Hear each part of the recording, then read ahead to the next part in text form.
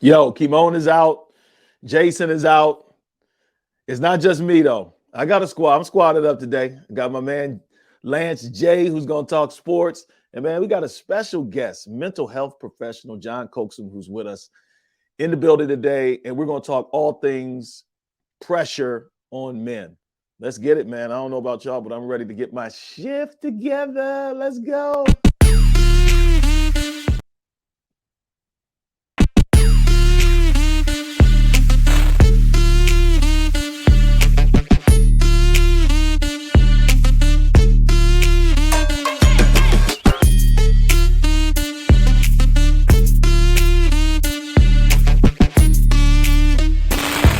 To the Get Your S.H.I.F.T. Together Men's Podcast with your host, Dr. Myron Edmonds.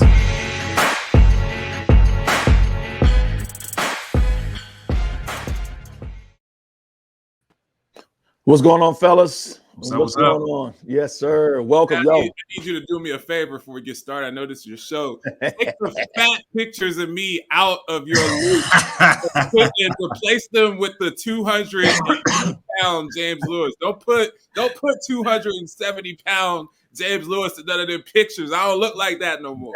You know what's funny, man?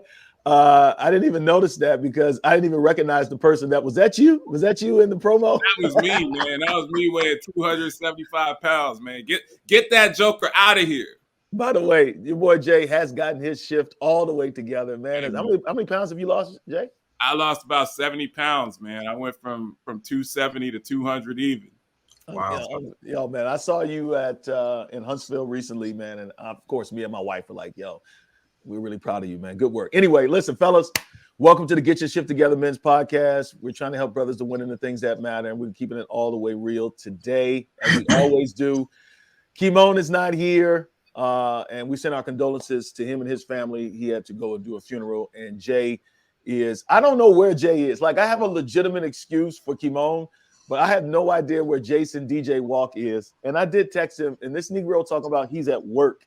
Like, his job is to be on this podcast, not to be out here with Amazon. But anyway, somebody has come off the bench today, and this is, it's funny. I was thinking, I was like, man, I need somebody to get on this podcast. And of course, I'm looking on my social media, and John, I'm seeing you do your thing as it relates to theology and mental health. So, man, good, man. Glad to have you, man. Well, welcome. Listen, you about to be challenged today, brother. We're coming at you.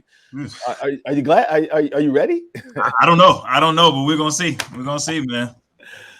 Anyway, listen, fellas, we do have a sponsor today, and the sponsor is our friends over at FLA. That's the Financial Legacy Academy. Shout out to Joseph and Wange. They do some amazing work. For those of you who are listening to our podcast, you need to go to MyronEdmonds.com/money. MyronEdmonds.com/money. And there you will be able to sign up for this amazing program that's helped a lot of people get out of debt and build wealth. There's some programs out there that help you get out of debt. And I ain't going to mention them, right? Because I got issues with them. But we got a brother who is doing not just the same thing, but he's doing more than that. It's not just a race to zero, because that's what debt elimination is. Yeah. Right? You also need to figure out how to build wealth. Financial Legacy Academy has helped me to do that. I can finally say, fellas, I'm investing in real estate. I'm investing in the stock market. These are all generational, curse-breaking things that are happening in my life, and I definitely would owe a lot of that to the folks over at Financial Legacy Academy, Joseph and Wange. Shout out to you. So go to MyronEdmonds.com/money, sign up for the program, get a discount, and see your life change. Anyway, let's go ahead and jump all the way in this thing. We have so much to talk about today. But Lance J, so much has happened in sports, and we got to lead off with sports today. I'm really trying to figure out where you're going to go with this, because there's just a lot that has happened, and we have not had a chance to talk sports. Coaxum is a bona fide sports fan, so that's good. I'm sure he'll have some things to weigh in on this. But what you got for us today, Jay? I gotta continue our conversation that we had when I bumped into you last week at Pelk down in Huntsville about Coach Prime. There are a lot of other things that I want to tackle, but I think that's a real important conversation. And I just wanted to bring it to you, gentlemen. The way I presented it on my show, I'm not in the business of telling people what to think and what to feel. There are a lot of people that dislike his move in the African-American community. I've seen it as simple as, hey, this is a referendum on Black America. This is someone co-signing, needing co-signature from white institutions, all the way to Deion is an Uncle Tom. He's a fraud, all of that stuff. Wherever you are in the spectrum, that's your business, and I'm not trying to change that. I just wanted to pose 3 questions. If you think that Deion's a fraud and Uncle Tom, that he misled Jackson, I have 3 questions for you. The first question is, did you stream a game? Because when you stream games, TSU makes money. The second question is, did you buy any merch? You know, I see Myron with the merch. A lot of us have merch. I got like 8 Ohio State Eddie George jerseys. I didn't go to Ohio State. They didn't want me. Yeah. They give me a scholarship. You know, I went to Miami University in Oxford. So did you buy any merch? Have you put anything into the pot?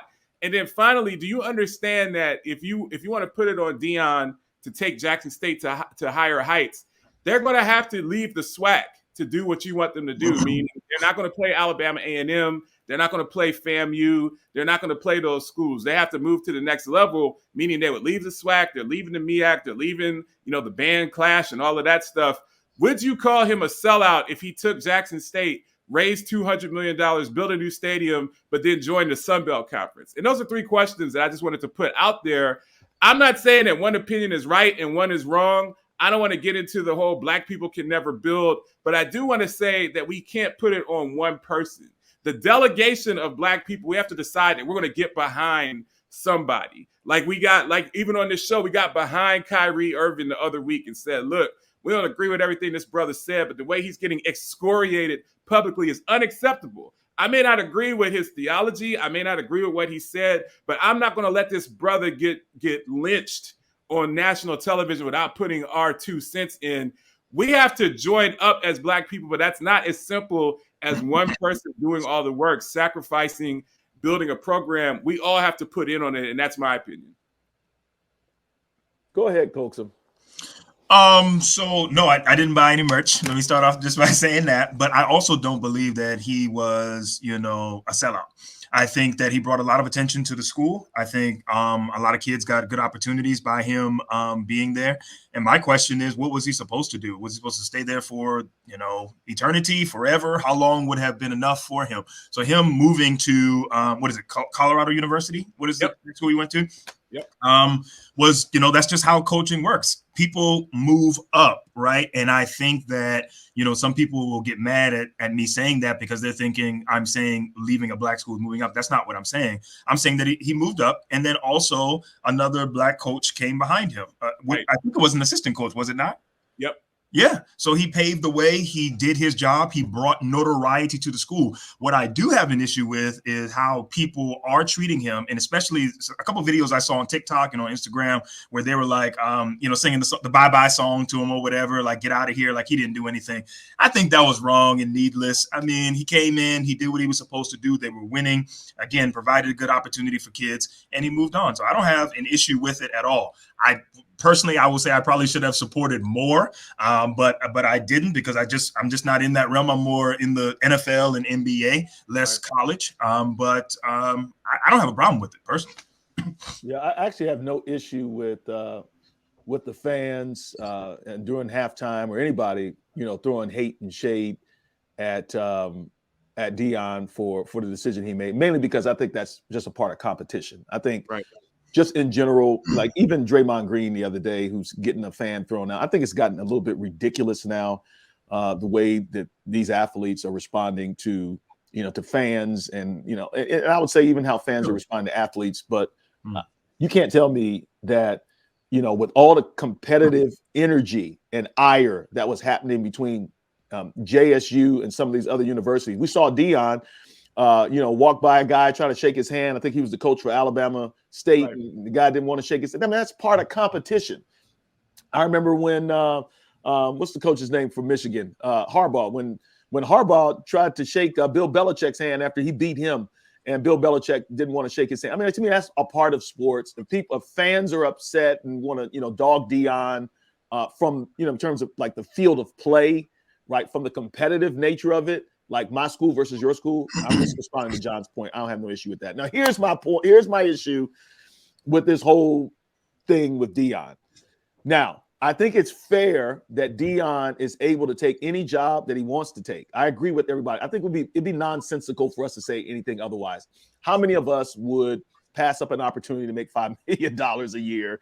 It's just hard to expect that. Now, the question though is Deion passing up $5 million when he's already worth maybe $30 million is a little bit different, maybe for some of us who don't have anything and we're making a promotion, maybe not. But I think the thing for Deion, I'm happy for Deion. I know Deion is going to represent us well, not just as a black man, but Deion, I think, is going to represent us well as a Christian black man. Like, the dude is unapologetically loves the Lord, and he puts that on Front Street, and I love that about him. It's part of his allure. It's a part of his allure. He's totally unashamed, if you will, about the gospel, and he's a great example. Here, I'll just say this really, really quickly, because I want to bring this back to Jay. To me, and I said this to Jay behind the scenes, I said it on your Facebook page. It's based on what Coaxum just said. I just don't like the fact that black schools will always be the place you step up from. That's my only issue. I mean, I think his decision is a reminder, because I don't think there is another Deion. I'm sure there's probably somebody else out there. I don't know who they are, but Deion has the unique package of being the GOAT. You could argue, except for maybe the injuries and the fact that he moved to multiple teams. I know what you can't argue. You can say he is the best defensive back of all time. He's starting in the all-time 22 starters in the NFL. He's starting at left cornerback. Absolutely. He's on the All Madden team for crying out loud. You can make a legitimate argument that he might have been the best football player to ever live. And I'm just talking about from a talent perspective. You compare him to Bo Jackson, Lawrence Taylor, Jerry Rice, what I'm saying? I don't put Tom Brady up there because I don't think he's an athlete, but that's another conversation. But anyway, I'm just talking about from an athletic perspective. Who else is Deion? Who else can come and do what Deion did? Who else has the energy, the charisma, the personality? So it's just more, I'm just sad. I'm just sad that he only gave 3 years, right? He can do what he wants, but I'm saddened because I feel like it's cut short. And then it also has revealed just how dysfunctional our schools are. Right. And it's just like, who's going to want to come there now? I don't know, man. I guess that's just my thing. I just have grief that we will always be second class. That's what this means to me. I have the same grief, and I think a lot of that grief turned into vitriol on Facebook, on Instagram, for all of us. So that's why I brought it up, not to rehash the micro side of, should he have left? Is he a sellout? All of that. This is the conversation I wanted to have. How do we get to the next level? And that's why I brought up the questions that I had.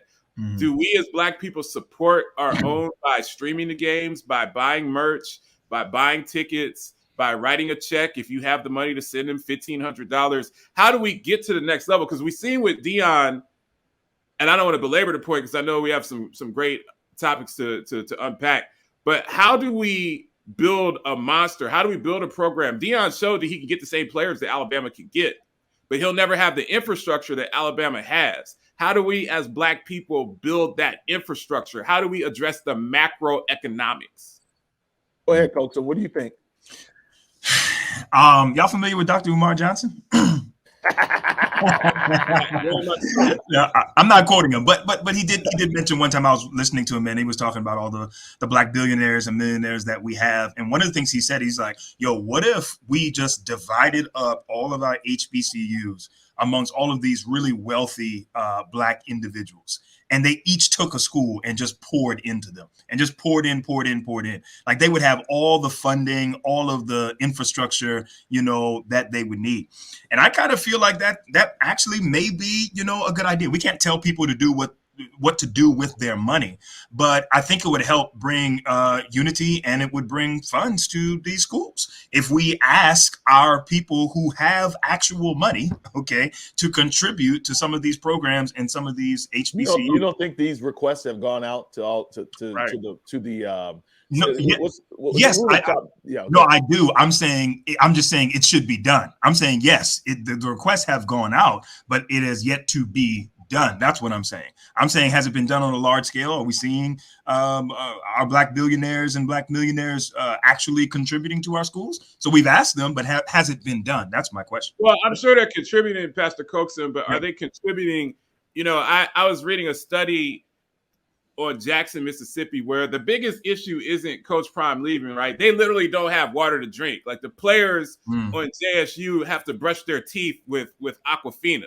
Like they can't brush their teeth in the water that comes out of the tap, because that's the biggest issue in Jackson. So you have so many other systematic issues that are much more important than football. But I read an estimate that it would take $250 million to make the renovations to the stadium in Jackson, to get a stadium that seats 50, 60,000 people, to get the training table up, to get the recruiting up, to actually be able to compete. Because that's what I hear, Myron, is the big goal. Deion had a chance to compete with Alabama, to compete with LSU, to compete with Clemson, to compete with the Mississippi schools. Rest in peace, Mike Leach. But to do that, you need $250 million. So he had the talent to get the players, but I think the donation, I don't think it's realistic to ask the 4 Black billionaires or 10 Black billionaires, however, to foot the whole bill. What are we doing macroeconomically? The delegation, the brothers, are we getting behind this from a macroeconomic and a group level, or are we just pushing this to those that are extraordinarily wealthy?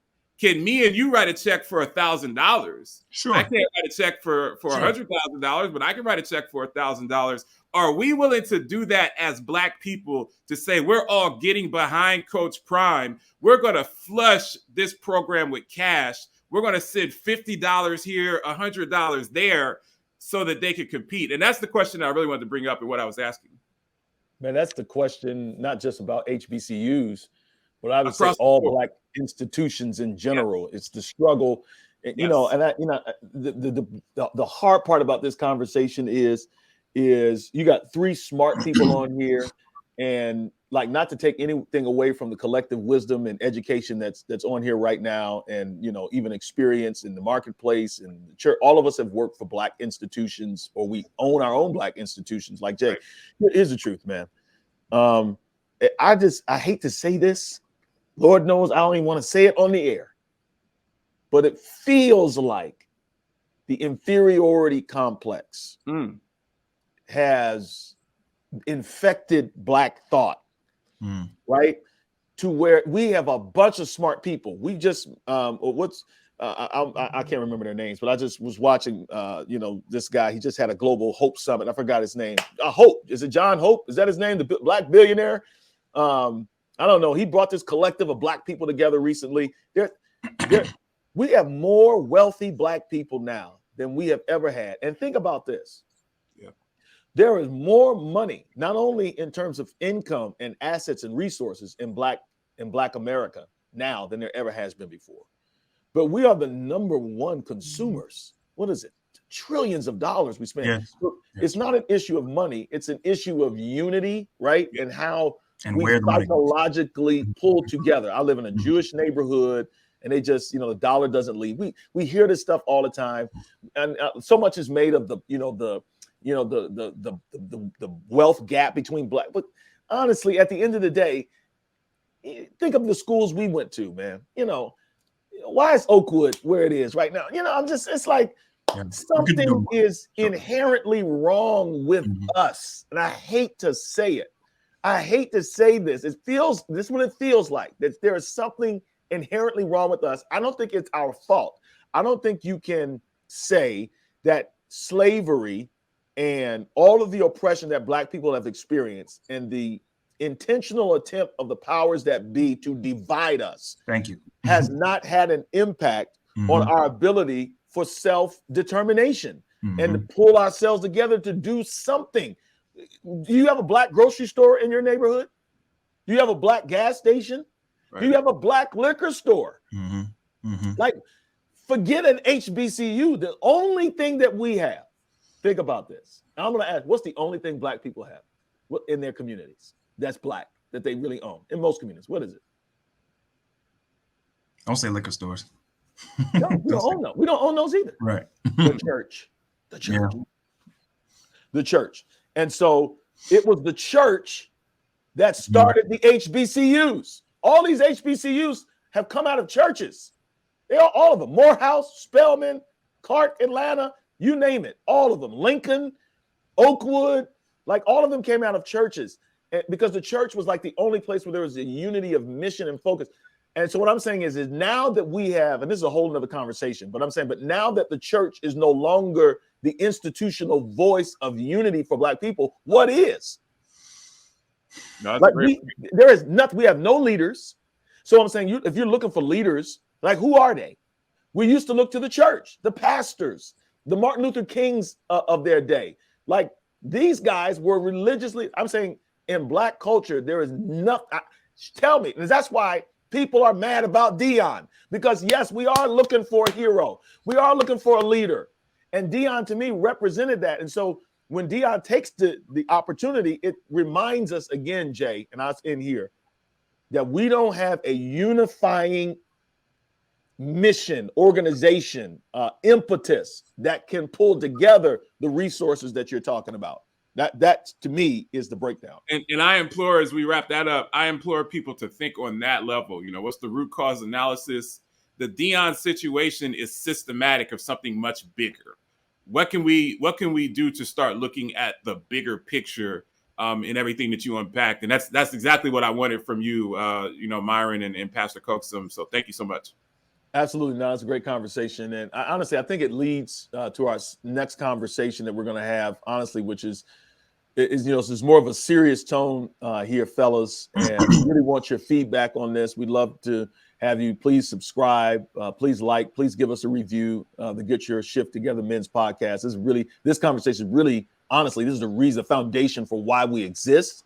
Because anyway, most of you guys know, what happened yesterday. But before I jump into that, there is an initiative, and this is just a commercial that we are launching that has everything to do with trying to attack and deal with these issues of the pressures, the silent struggles that men are facing. And we want you to go to our website, www.10k for 10,000, 10kprayingmen.com.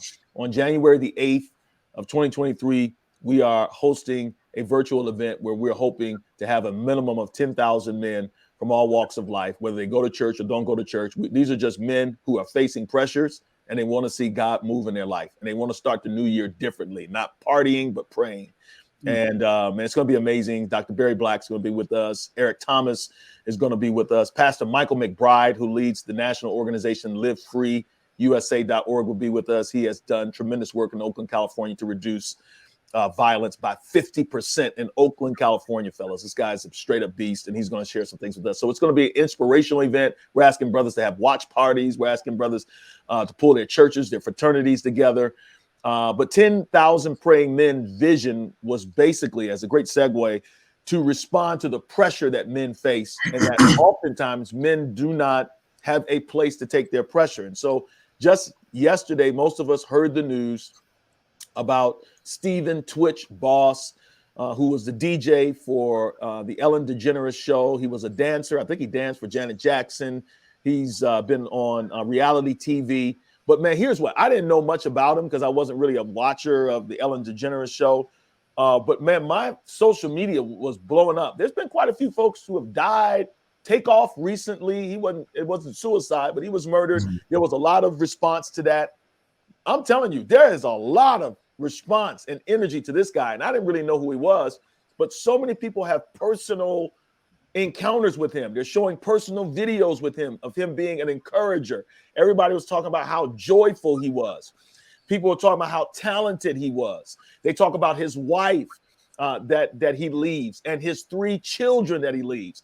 And so there was just utter shock that this has happened to him.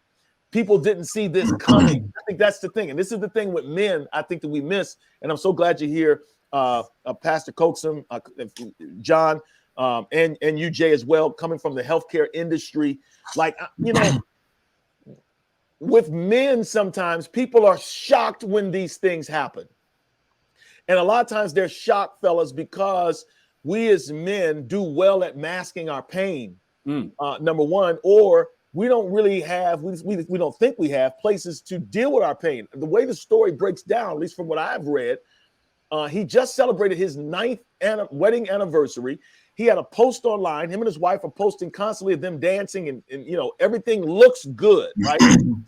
And she says that I guess he left the house abnormally, without his car, and they couldn't find him, and ended up finding him in a hotel, dead to a gunshot wound. Man, like that, I don't know the guy, but it's like this thing is hitting me almost the way it hit me when Kobe died, right? Like this stuff is happening, and it's happening far too often. And to me, this just reinforces, and this is kind of where I want to get you guys feedback. It just reinforces something that's going on with men. There's something going on with men that a lot of us are having a hard time trying to resolve and figure out. Most of the calls I get are women who are concerned about their husbands, their fathers, and their sons. And there's a lot of men in pain, in silence. Without getting into the details of Twitch, man, what are we seeing here, fellas, with this? It seems like it almost feels like a pandemic of pain amongst men. Numerous articles have been done on how American men are the loneliest men on the planet. What are your thoughts about this? What do you think is happening here? What's causing this stuff? John, tell me, what are you thinking, and your reflections, your reactions to this suicide of this brother? Yeah, first, man, sorry for his wife and his children. I think what we all have to recognize first and foremost is that, especially because this is happening during kind of like the holiday season, his kids are going to be triggered for the rest of their lives, and they're going to need serious help going forward, especially because it was a shocker and they evidently didn't see any sign. But what I see is men kind of crumbling, to be honest with you, under the pressure of life and society and the world that tells them, and we all have heard this before, to be strong and don't cry. You don't need any help. I think that the church has a part to play in this as well, to be honest with you. And I don't know how deep you want to get into that, but also the Black community, sometimes we are not as open or amenable to therapy. And I think that has been inserted into the minds, especially of Black men. But I see men crumbling. I see them all the time. They are crumbling. They don't know how to share their feelings. They cannot articulate their feelings. They don't think that they should. And you're exactly right, Myron. Who should I talk to? And not to mention the lack of males, period. And then especially Black males in the counseling field, which they would probably feel more comfortable talking to, who could actually understand them. We are seeing such a dearth of that because it is a heavily female dominated field. And so men feel weak the moment you mention the word therapy. But I see men crumbling under the pressure of having to be the primary breadwinner, not being able to cry. If they want to take some time off and to rest and to have time to themselves, you got people out here calling them scrubs and weak and stuff like that. Yeah. All of that. People like me.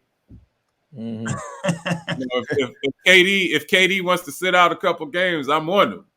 And, I think, speaking, putting on my healthcare hat, I think a lot of it in our communities, and I see in the Latinx community, it's cultural. Our communities have been downtrodden for so long and been stepped on and exploited for so long that to build ourselves up, we engage with our men and tell them that we have to be tougher.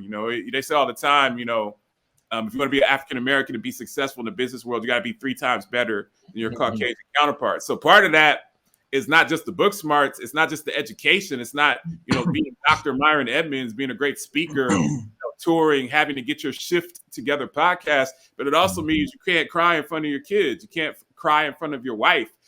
You always have to have it together. And I think we're seeing what jumps out on the page to me, Pastor Coaxum, is when it's people that have that beautiful soul and people that we don't expect. There are people that are train wrecks and they're on Twitter going crazy and they look suspect. They look like something bad is about to happen. But it's when people like Twitch that is just a beautiful soul, just a creative, that's when it really hits home, because you say that this can happen to anyone. And there are people out there dealing with chronic pain because of health reasons. There are people out there dealing with grief. I've talked to Dr. Edmonds. I lost my mother last fall. It was completely lost for 6 months. Just really, I'm comfortable talking about on this show. I had a 3-week period where I laid in bed for 3 weeks. I didn't take a shower for 14 days. Yeah. And I actually went to take a shower and had athlete's foot and never had it before. I was looking at my body from not taking a shower, just literally laying in bed crying for 14 days by myself. And when I got into the shower, I was like, I need help. And I immediately took a shower, and I woke up the next day and I drove myself to a counseling center and I started taking counseling. And I did counseling for 6 months. I'm self-employed. I had to spend $3,500 cash for the sessions, but it's the best $3,500 I've spent in my entire life. I would still be in that bed, still be lost with pizza boxes and chicken boxes and stuff just starting around me. So people are dealing with grief. They're dealing with internal stuff, but the culture in many places say you're a man, especially a high, to channel my inner Kevin Samuels, a high value man. High value man is being the alpha male. Myron and I went to the same high school. We were always jockeying and positioning for who's the alpha male, who can walk in the room and has that gravitas, who draws everyone's eye, who keeps everyone in check when they enter a room. We have to start stripping away. And I think Pastor Coaxum hit the nail on the head. There are not enough counselors in our neighborhoods, in our communities, in our churches. A lot of times people come to their pastor. Some pastors have studied, and some pastors have studied to do counseling, and they have the capacity, but that's not the spiritual gift of every pastor. Correct. You have to go to a professional that studied this. Just like if you had diabetes, you would go to an endocrinologist. You wouldn't go to your pastor and say, how do I get my sugars down? So you have to build the culture and build the infrastructure, that culturally it's not only acceptable, but it's encouraged to take sabbaticals. Raise your hand if you're drowning. If you have thoughts of suicide or sadness or depression or loneliness, or you're dealing with grief, I would have once thought it was a weakness to talk about my grief and how I spent 3 weeks crying, not showering. That's embarrassing. But now I've shared that story with other people, and it's helped them that's gone through grief. So we have to change the culture, and then we have to build the infrastructure that there are more professionals to help those that want help. Yeah, no, absolutely. And let me just say this too. I think, I know this in my field, even while I was in school, they would call me the unicorn. That's what they call it. They call Black male therapists unicorns in our field because we are so rare. But to your point about pastors and counseling, you mentioned being in the bed for 3 weeks, and I'm so sorry for your loss, James. First time I'm hearing about it. But that would qualify, according to the DSM-5, right? Being in your room, being alone, would qualify as major depressive disorder, amongst other things that we would look at, right? Because it's a time of isolation and a downcast, being alone, being sad for 2 weeks or more. And typically pastors we do not have the requisite skills to diagnose something like that, or to put together a treatment plan to help navigate somebody to healing or to become better. We can pray, and I believe in the power of God. I'm both pastor and a clinical counselor, but we need people who understand the mind, because there are various reasons why people may be depressed. Sometimes it's not just a traumatic event and it's not a crisis. Sometimes it's chemical imbalance, right? Literally something biological or chemical is going awry in the brain. And so for someone like Twitch, right, who we're looking at, for all intents and purposes, seems happy. And that was a major thing. Everybody's shocked because he looks so happy. I mean, he's got the dream job, he's making money, he's got a beautiful family and kids and stuff like that. What we all need to understand is that, and people wouldn't be happy in the field me using this term, but depression and some of these disorders are diseases of the mind. It is a disorder. And so just because somebody is doing well in life doesn't mean that they're not having struggles on the inside right now. And as a matter of fact, I'll say this last thing, Myron, I know you want to jump in, but when it comes to suicide, what we are actually taught is when someone has decided that they are going to do it, you cannot stop them. When someone has decided that they are going to take their own life, there's really nothing that you can do. And in fact, during that stage when they've decided that, people actually start to exhibit happier behavior. And here's why. Because they recognize, man, I'll finally be able to remove the pain. I'll finally be able to be set free when I finally complete the task. So they actually look calmer and happier and appear more content than they actually are. And that's one of the misnomers when it comes to mental illness and suicide. Yeah, no, you said both of you guys said so much good stuff there. I want to press this a little further, more in line in terms of how we can identify signs and how we can be more proactive in these things. Because, I think here's a misnomer, and I don't know this brother's situation, but the way that and I'm sure you understand this as well, Coaxum, but the way that I understand the way humans function, there are always signs, right? Mm-hmm. They're generally always signs. And I'll give you a prime example of this. Even in this story, and again, I want to hasten to say I don't know the full story. I'm just going by what I've read. Those of us who are saying we did not see this coming are generally basing this on social media. We're basing this on his social media presence, his media appearance, his stage performances, right? And, as a professional myself who has to perform, let's just be honest, as a pastor, sure, that people want us to perform. Absolutely. No matter what your job is. And I'm going to take it a step further. As men, people expect us to perform, which basically says, and I'll use football as an analogy, or sports as an analogy. Jay's brought up, KD, that you are asked to do your job despite what you are going through. Yep. And to do it at the highest levels. Men are not asked how they feel. Men are typically asked what they do for a living. If you get some men and women in a room and you're having small talk with men, it always goes to what we are doing. And so we become human doings instead of human beings. And so there is not much permission given to us to experience emotions. I'll take it a step further.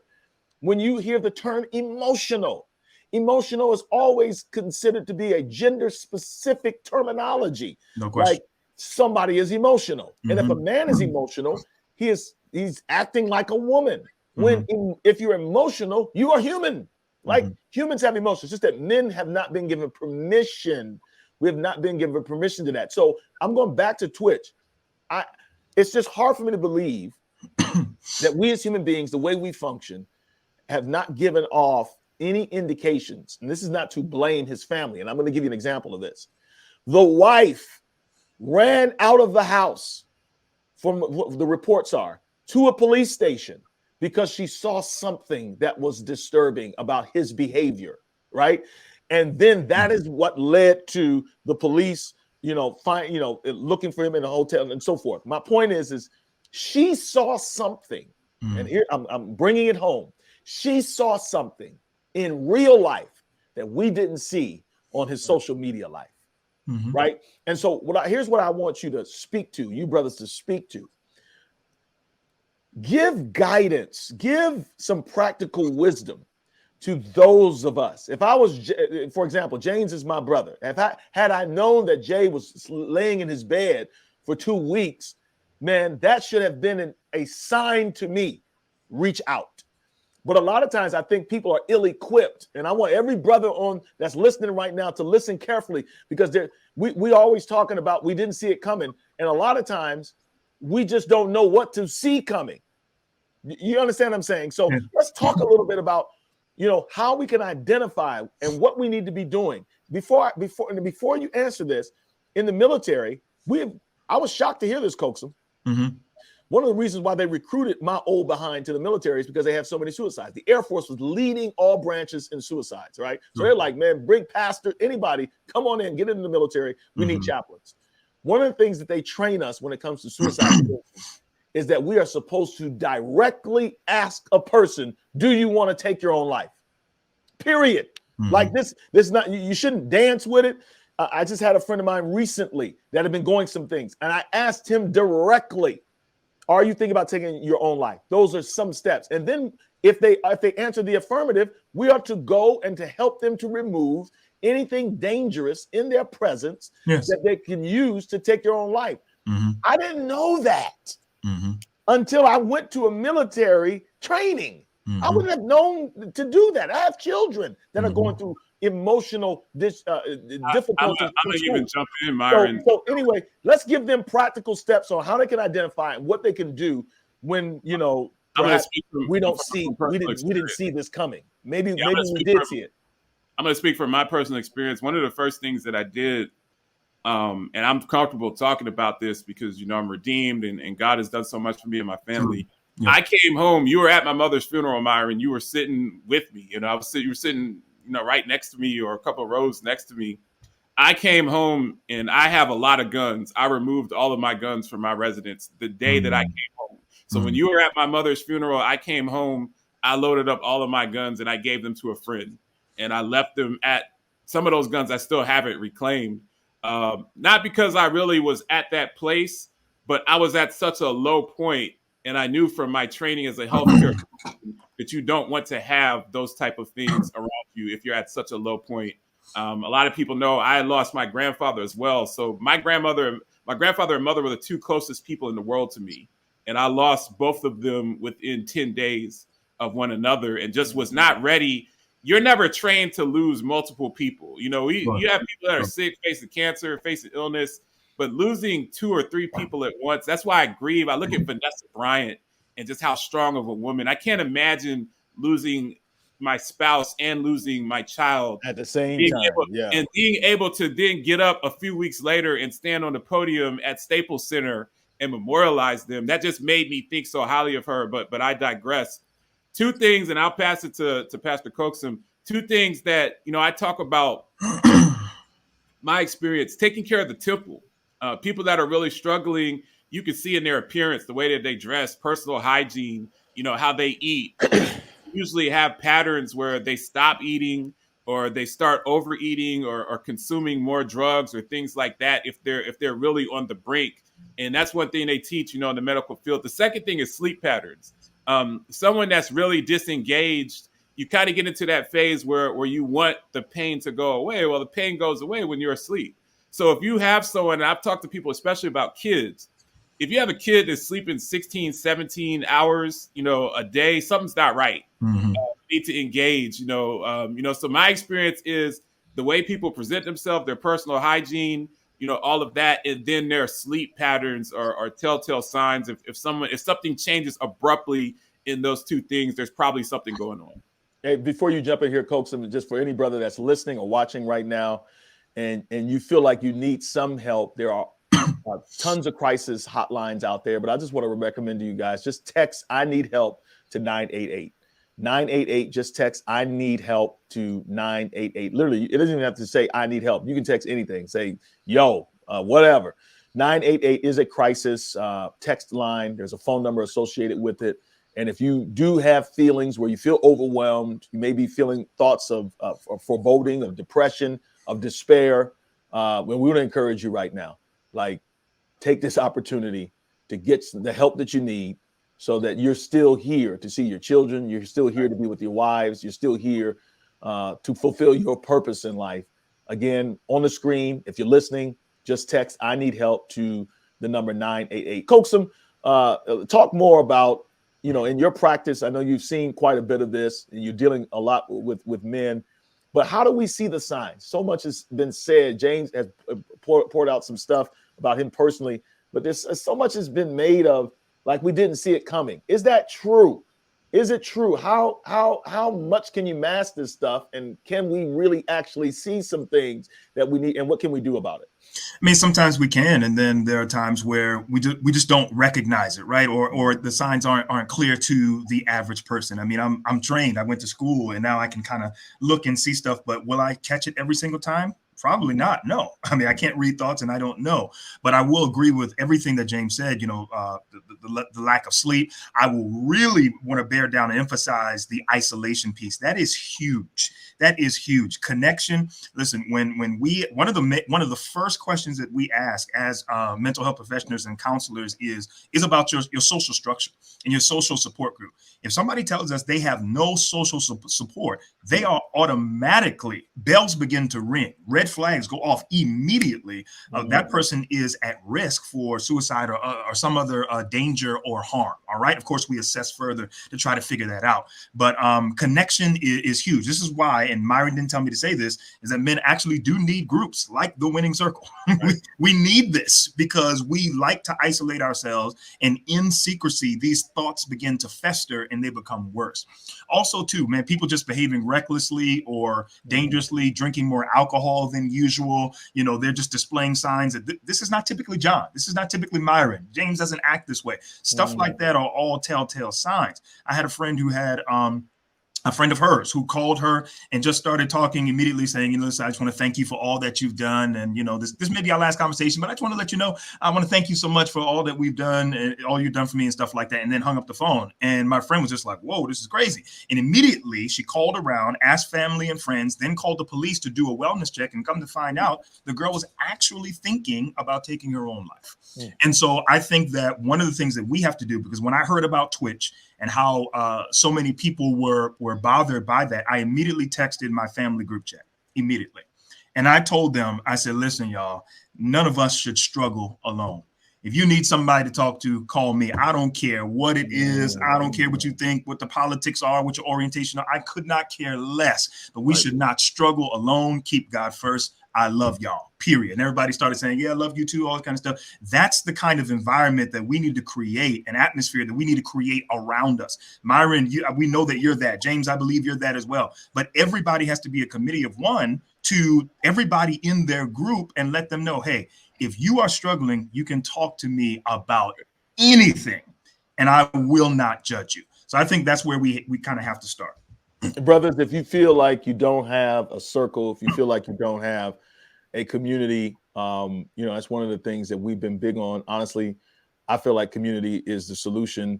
And I know I'm being somewhat using hyperbole, but it's hard for me based on my experience, Coaxum and Lewis, just over the years. I feel like community is always the first solution and starting point to just about anything in life. Like, you start there. Even with addiction, we know that addiction now we're starting to discover the opposite is not sobriety, but the opposite is connection. That's right. And so people are in desperate need of that. And we want to encourage you, go to menswinningscircle.com if you need a support group, if you need an empowerment group. And honestly, if you want to begin the new year differently, it's one of the reasons why we're calling all these men together for prayer, because men have a weight of pressure. And it's not just pressure. I'm going to be clear. It's not that men have more pressure on them than women. The difference is, because my wife carries my children differently than I do. I'm just gonna be honest. She just does. There are certain things I'm thinking about and things that don't stress me that stress my wife differently. She carried those kids for 9 months. There was something different about the relationship. She has different stresses. My wife definitely worries and carries more people than I do, even though I pastor a church with hundreds of people. We're just different. Mm-hmm. So I don't like to say that men have more pressure than women, but what I'm saying is that men, it feels like men have more pressure because men don't have an outlet, because it's socially unacceptable for men to say, I need help, because it's socially unacceptable for men to, get therapy, get counseling, admit failure, admit brokenness. That's the problem.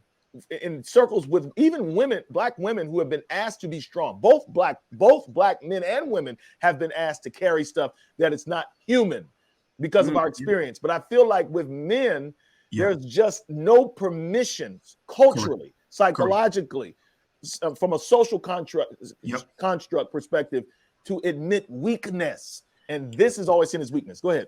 Yeah, no, I just want to say, man, what has been, and I 100% agree with you, what has been a huge and just significant thing in my practice now, seeing clients and stuff like that, is the feelings wheel. I know this sounds crazy, and I know this sounds corny, man, but listen to me right now. Every man that I see, probably maybe in the second or third session after I get to know them a little bit and kind of build that therapeutic alliance, is I give them what's called a feelings wheel. And essentially on this wheel, man, you have the inside, like the 6 major emotions: happy, sad, mad, all this kind of stuff, the stuff that we know. But as it goes out into the outer rings, it gets more specific and detailed. And see, the problem is the way that we communicate now, we say happy, sad, mad, all this kind of stuff, but it's so cliche and vague. It doesn't really get to the heart of what we are actually feeling and what's going on. And one of the things that I tell men to do, I say, listen, I want you to go and look at this, and I want you to go around to the outer ring, the more specific and detailed emotions. And I want you to tell me, how are you feeling?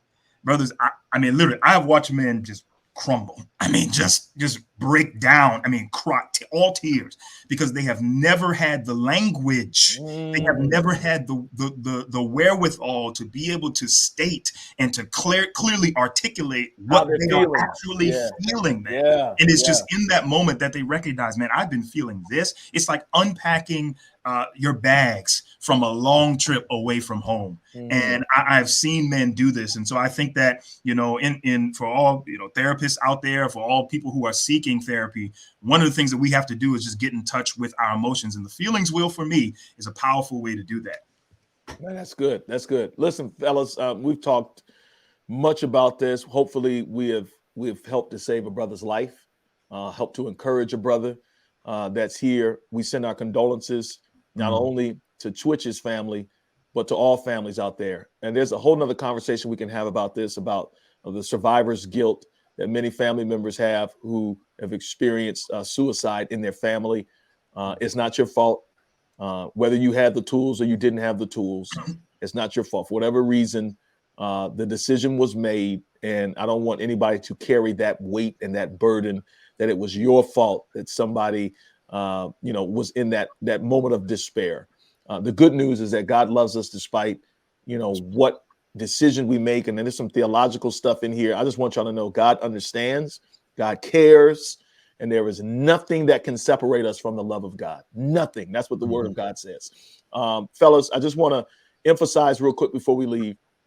On January the 8th, 2023, we're calling men for this very reason. We're calling 10,000 plus men to unite their voices in prayer because of the pressure. And although there are so many things that we need to do, and this is not to disparage or to belittle, I am in therapy. We encourage therapy. You need to start. Some of you need to start there before you go anywhere else. But it's hard. I'm hard pressed to say that we ought not first start with God. There are some brothers that are listening to me, and you've been God in your own life, trying to take matters in your own hands. I want us on January the 8th to come together for 90 minutes and cast all of our cares upon the Lord, and then get wise counsel on what we can do to be able to manage what it means being a man, how we manage our health, how we manage our spiritual lives, how we manage our families, how we manage our finances, all of those things that stress men out. Fellas, join this movement. Go to the website and register. It's totally free. This is not a hustle. We're not making a pitch. There is not going to be any selling going on. This is legitimately, and I would say genuinely, I should say, a cry for brothers to come together, unite their voices in prayer. Go to 10kprayingmen.com. Register yourself, your son. If you're a woman listening and you want your husband to be a part of it, this is for anybody. Register right now so that we can literally break the internet with men who are beginning this year, calling on the name of the Lord and giving God their pressure. This is not for church men. This is not for religious men. This is for anybody who feels like the pressure is too much and you need somebody's help to help you carry it. I believe that God can do that for you. He's done it for me. Guys, thank you so much for your time today. This was a great conversation, very meaningful. And we look forward to having more conversation with you in the future. Did you want to say any closing thoughts, Jay? And then we're going to go to Coaxum. No, I mean, I just think, especially, I encourage people to be on alert during the holiday season. There's really a spike in depression. People are triggered.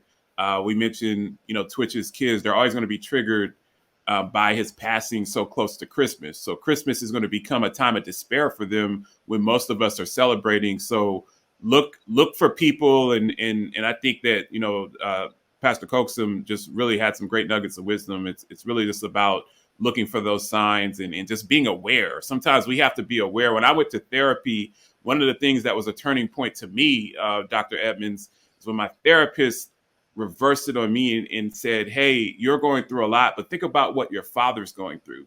Think about what your grandmother's going through. And it took the depression out of me and said, wow, I have family that are they're grieving too. So I walked away from clutching my depression and said, you know what, Dad, I got to put my arm around you. We're going to get through this. Grandma, I'm going to put my arm around you. We're going to get through this. And that was the turning point. And that's what helped me to move completely 180. I got married in the summer. That was a major turning point. So I would implore people to look outside of themselves and look for signs and look at other people because it's very valuable. You literally can save someone's life. Very good. Good stuff. Coaxum, go. Yeah, Myron, man, I just want to say this for you in particular. I just got a text message from one of my clients just a few days ago who he was a pastor, and he sent me a picture of him being 1 year free from pornography addiction. And I just thank God for it. And I thank God for what has happened to him. And I just want to share this with all the men that are watching right now. Therapy is one of the safest places that you can go. It's one of the safest. It literally is, man. And the reason is because we are bound legally and ethically by confidentiality. I think, Myron, in the military, you have even more confidentiality than we do, but we are bound by that. We're legally and ethically bound not to share anything with anybody, and we're interested in you.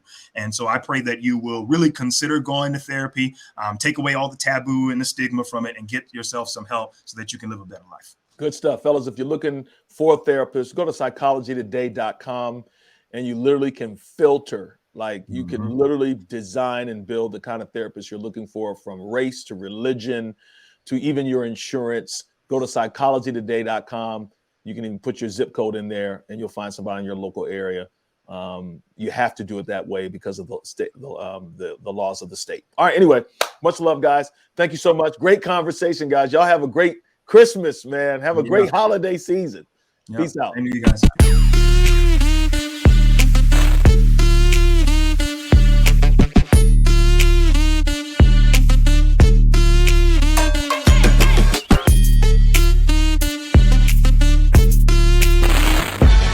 For listening to this episode of Get Your Shift Together Men's Podcast. For more information, please visit our website, menswinningscircle.com. That is, menswinningscircle.com. Let's win in the things that matter.